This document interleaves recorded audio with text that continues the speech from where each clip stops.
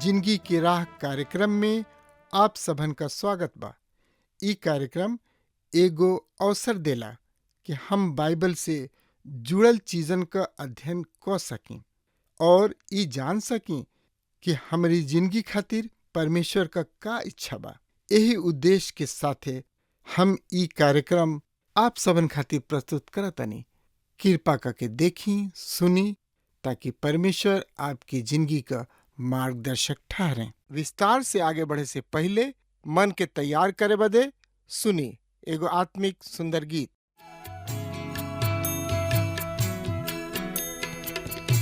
यीशु के शरणवा में शांति मिली है भाई, यीशु के आराधना में मन दा लगाई, यीशु के आराधना में मन दा लगाई, यीशु के आराधना में।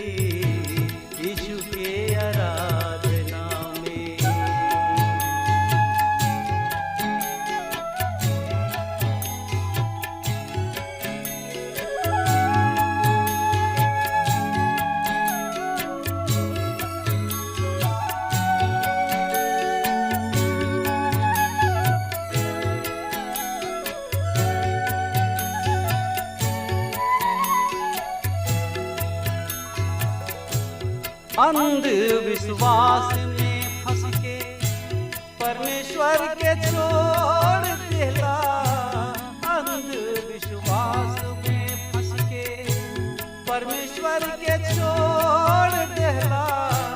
सोच विचार के देखा जिंदगी में का पैला, माटी के शरीर एक दिन माटी के शरीर एक दिन माटी हो जाई, यीशु के आराधना में मन का लगाई,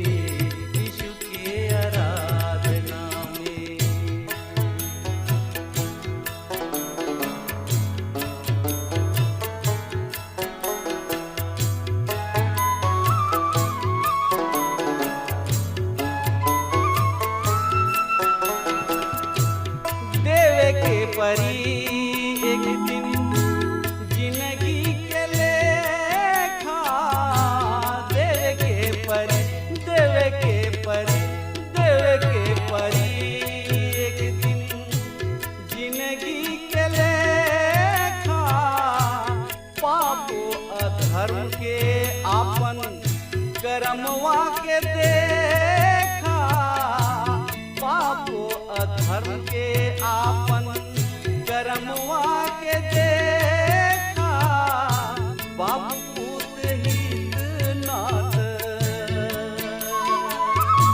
बाप पूत हित नाथ, केहू ना बचाई, यीशु के शरणवा में शांति मिली है भाई, यीशु के आराधना में मन त लगाई, यीशु के आराधना में।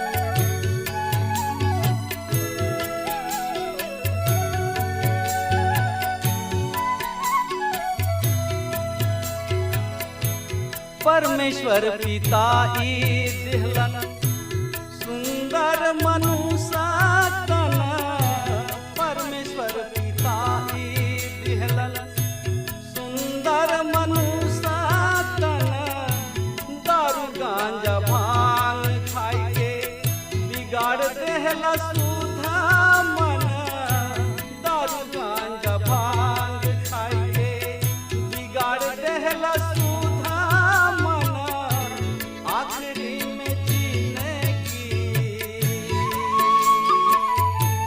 आखिरी में जीने की बेकार हो जाई, यीशु के आराधना में।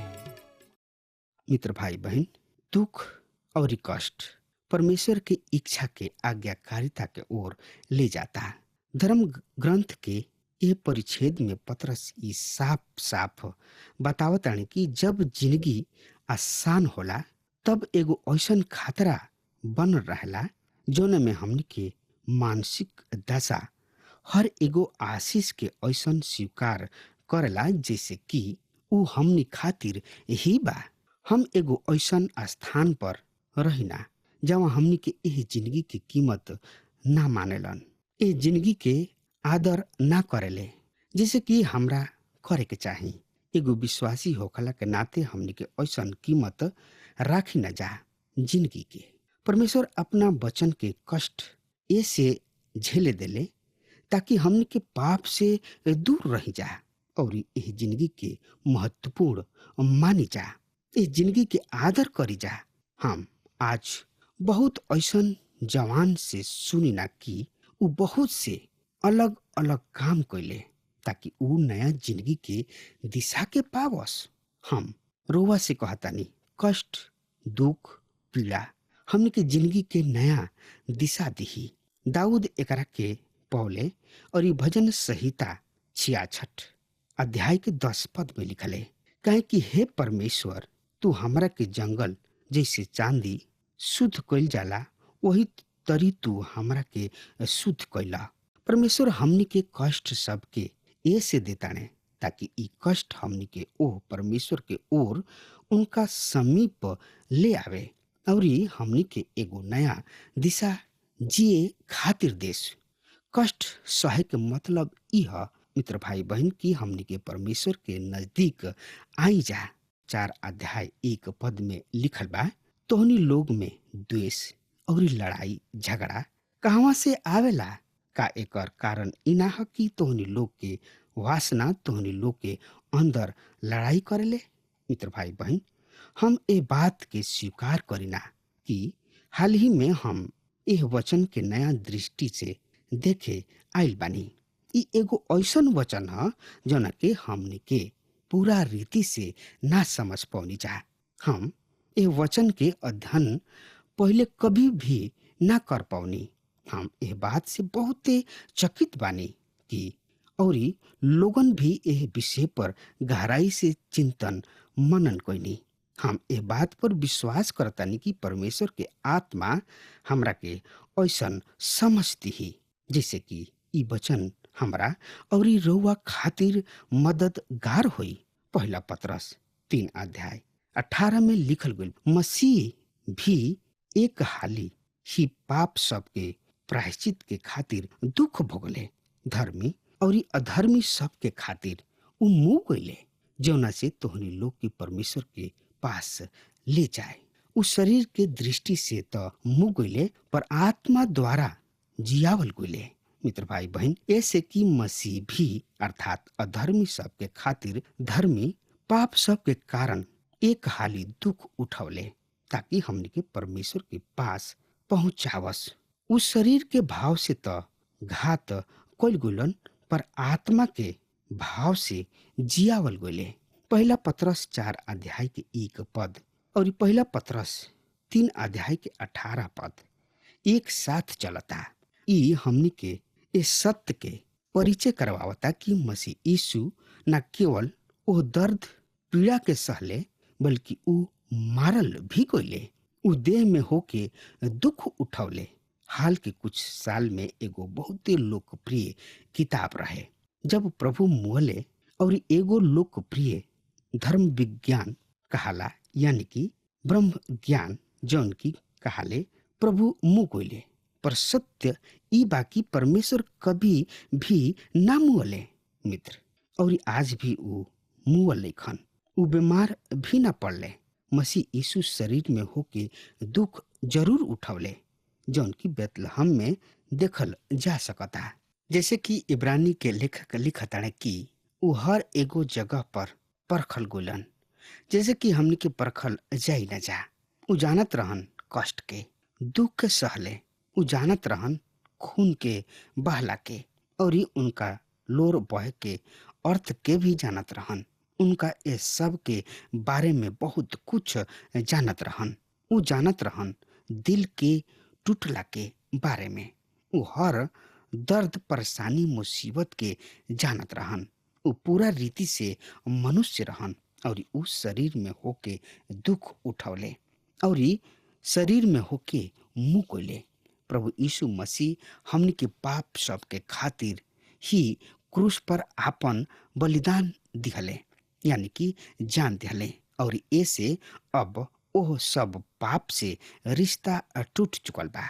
हमने के पहला पत्रस 2 अध्याय के 24 में बतावल गइल रहे, ऊ हमने के अपन देह पर ले क्रूस पर चढ़ गइलन, जौना से हम पाप सब के खातिर मुंह के धार्मिकता के खातिर जिंदगी बिताए। उनके मार खैला से तोहनी लोग चंगा भइला। 3 हाली पत्रस कहले, पहला पत्रस 2 अध्याय 24 में, 3 अध्याय 18 में, और 4 अध्याय के 1 पद। मसीह शरीर में होके दुख उठौले, ऊ क्रूस पर हमनी के पाप के उठा लेहले। ई बात हमनी के बतावेले कि मसीह पाप में ना मुअले, ना ऊ पाप के नीचे मुअले, ऊ पाप सब के खातिर मुअले। ऊ हमनी के जगह के लिहले और पाप सब के उठा लिहले। अब ओह दृष्टि में अब प्रभु यीशु मसीह फिर हमनी के पाप सब के खातिर मुए ना आई हैं। उनका अब पाप सब के कोनो रिश्ता ना रहल, काहे कि सच्चाई ई बा कि ऊ मृतक में से जी उठले। जब वो मृतक में से जी उठले और वापस आ गइले, तो ऊ महिमा नियुक्त शरीर में होके अइले। ई जैसे कि लिखल बा पहला पत्रस 3 अध्याय के 18 में। ई कहल जा सकता कि ऊ आत्मा के भाव जियावल गइले।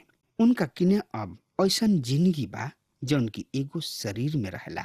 ऊ अब ऊपर एगो देह में रहले, जौन की पूरा रीति से परमेश्वर के काम के खातिर समर्पित बाणे। मित्र भाई बहन, ऊ परमेश्वर के आगमन एवं उनकर समस्त रचना सबके आनंद उठा रहल बाणे, और इहे आनंद हमनी के दे रहल बाणे और देवे चाहेलन। पतरस कहताने तोहनी लोग वही मानसा के हथियार के समान धारण कर। वही मानसा के अर्थ उहे विचार है। कुछ लोग कहले कि वही मानसा के मतलब संकल्प है, दृढ़ निश्चय है, पर ई पूरा रीति से सही नहीं खे। वही मानसा के अर्थ वह विचार से बा जौन की संकेत करेला पक्का इरादा के होखे के संकल्प के। फिलिपियो 2 अध्याय 5 में लिखल बा, ऐसन मसीह यीशु के स्वभाव रहे वही तरी हमनियो लोगन के स्वभाव होखे के चाही। मसीह शरीर में होके दुख उठौले, पतरस कहताणे, और हमनी में से जौन की मसीह में होके दुख उठौले उ पाप करे से रुक गइल बाणे। उ पापी ना हवे। ओहनी लोग की जिंदगी में अब पाप ना रहल। दूसरा शब्द में कहल जा सकता कि अगर रुआ अपना शरीर में होके दुख उठौले तो रुआ पाप सबसे मुक्ति पा लिहली। आखिर पतरस के का अर्थ? ए बात से ई एगो सवाल बा। सबसे पहले हम कहब कि परमेश्वर कष्ट दी हैं ताकि हमने के पाप करे से दूर हो जाई जा, यानी कि हमने के पाप ना करी ना। हम विश्वास करता नहीं कि हमने में से बहुत लोग यह बात के महसूस कैले कि कष्ट हमने के पाप ना करे के दी जब हमने के पीड़ा में रही न जा। पतरस सिर्फ आतना ही व्यक्त निखन करत, उनकर कहल यहाँ पर ए विषय में और कुछ भी नहीं खे। उ इहा कि हमने के पाप से मुक्ति पा ले बानी जा, हमने के पाप सब से छुटकारा मिल गइल बा।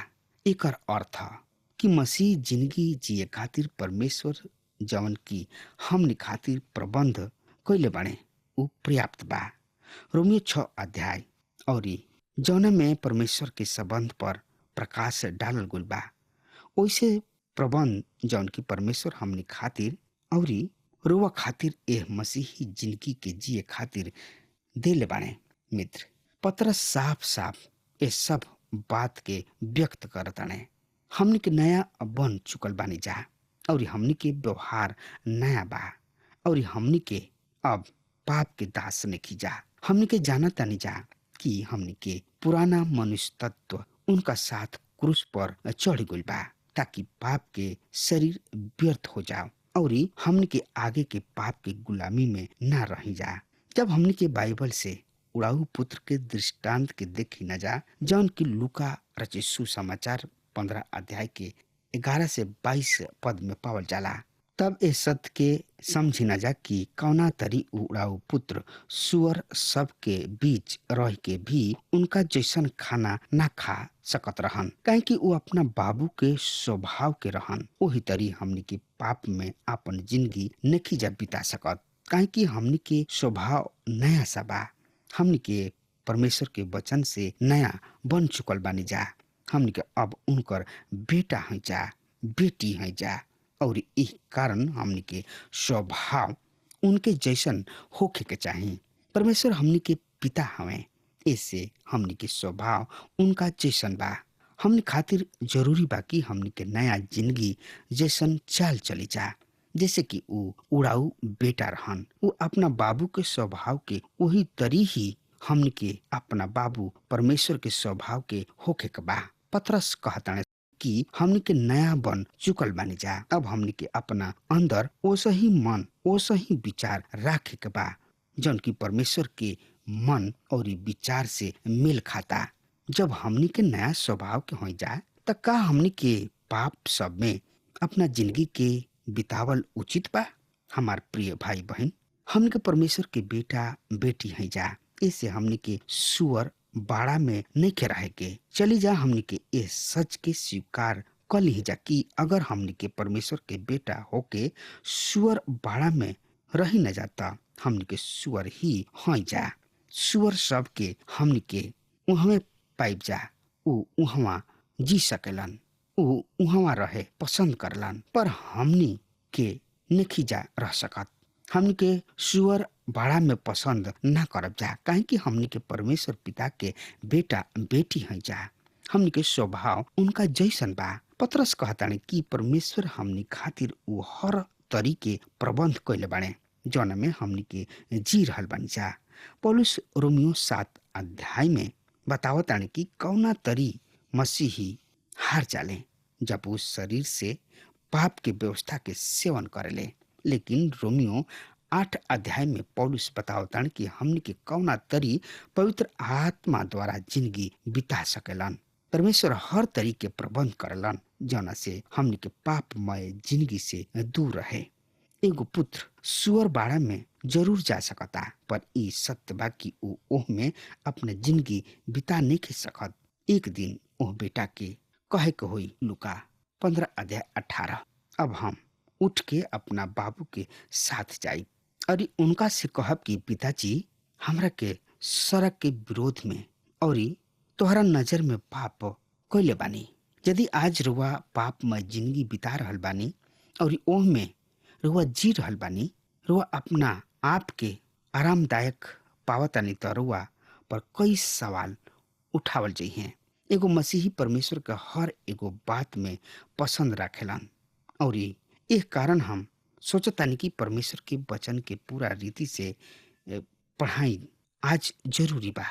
आज रुआ पूरा वचन के जरूरी बा, ना कि केवल उनकर गिनल चुनल पद सब के जरूरी करले कि हमनी के सब बात के गहराई से पढ़े के बा और विचार करे के बा और समझे के बा। रुआ मसीही जिंदगी सिर्फ कुछ नियम द्वारा बिता नहीं सकत। आज रुआ के ई जरूरी बा परमेश्वर के जैसन मन के राखे के, और ई तब संभव बा जब रुआ पवित्र आत्मा द्वारा चलौले चलब, ताकि परमेश्वर के भाई और रुआ ओह चीज से दूर रही जौन की परमेश्वर के ना भावेला, ताकि भविष्य में अपना शेष शारीरिक जिंदगी मनुष्य सबके अभिलाषा सबके अनुसार ना, वरन परमेश्वर की इच्छा के अनुसार बितावस। पहला पतरस 4:2 एह तरी से बता रहल बा, और ओकरा के मानवीय वासना सबके अनुसार ना, बल्कि परमेश्वर के इच्छा अनुसार अपन शेष जिंदगी बितावे के चाही। हाँ मित्र, यही विषय में पौलुस कहता है रोमियो 8 काहे कि शारीरिक आदमी शरीर के बात पर मन लगावेला, पर आध्यात्मिक आत्मा के बात पर मन लगावेलन। शरीर पर मन लगावल त मृत्यु है, पर आत्मा पर मन लगावल जिंदगी और शांति है। पौलुस एह बात से का मतलब रखताने जब वो कहताने कि शरीर पर मन लगावल तो मृत्यु है, करवा एकरा से अपना मुक्ति खो देतानी ना। पौलुस के एह बात के विषय में ई अर्थ बा कि रुआ उनका से कोनो रिश्ता ना रह जाला, उ भाई चारा के रिश्ता टूट जाला। यदि हमनी के कहीं जा तो हमनी के झूठा बानी जा और इस सत्य पर नहीं जा चलत। पहला यूहन्ना 1:6 में लिखल बा, यदि हम कहतानी कि हमरा उनका साथ सहभागिता प्राप्त बा पर अन्हार में चलतानी तो हम झूठ बोलतानी और सत्य के अनुसार आचरण ना करिना। मित्र, हमनी के आपन जिंदगी पाप में नहीं जा बिता सकत। अगर हमनी के उनका से सहभागिता रखतानी जा तो हमनी के अंधकार से दूर रह के होई।